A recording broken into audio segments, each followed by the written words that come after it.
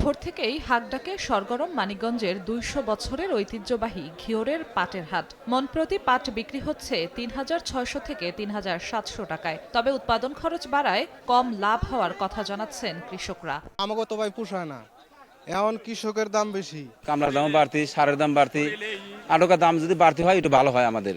৪,০০০ উপরে পাটের দাম পোষাইব একটা।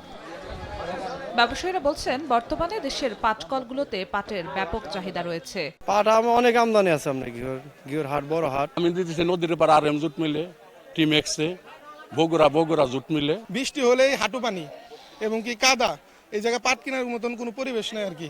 ১৭৪ বছর আগে এই হাট লাগছে, কিন্তু সেই হাটের জন্য কোনো কার্যকলাপ, কোনো কাজ হচ্ছে না। শুধু দেশের বাজারই নয়, আন্তর্জাতিক বাজার ধরতে শিল্প ও বাণিজ্য মন্ত্রণালয়ের সাথে যোগাযোগ অব্যাহত রয়েছে বলে জানিয়েছে জেলা কৃষি সম্প্রসারণ অধিদপ্তর। বিদেশে আমাদের পাট চাষিদের পাটটা রপ্তানি করলে আসলে তারা তাদের যে বিকৃত অর্থ তারা বেশি পরিমাণে পাবে।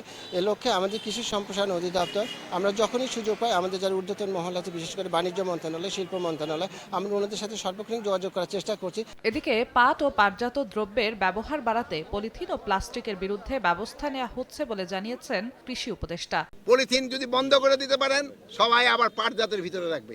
এখন কিন্তু আমাদের দেখবেন যে কৃষি বা ইসের থেকে এই পলিথিন এবং প্লাস্টিক এটার বিরুদ্ধে কিন্তু ব্যবস্থা নেওয়া হচ্ছে। জেলা কৃষি অধিদপ্তরের তথ্য মতে চলতি বছর জেলায় ৪,২৭৫ হেক্টর জমিতে ১৭,০০০ মেট্রিক টন পাট উৎপাদনের লক্ষ্যমাত্রা ধরা হয়েছে।